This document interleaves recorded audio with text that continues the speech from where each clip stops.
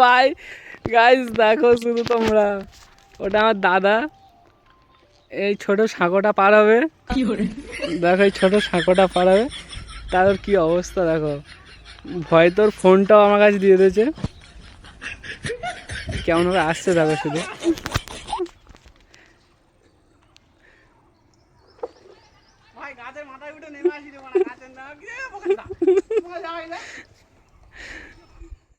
Guys ওর অবস্থাটা দেখো শুধু।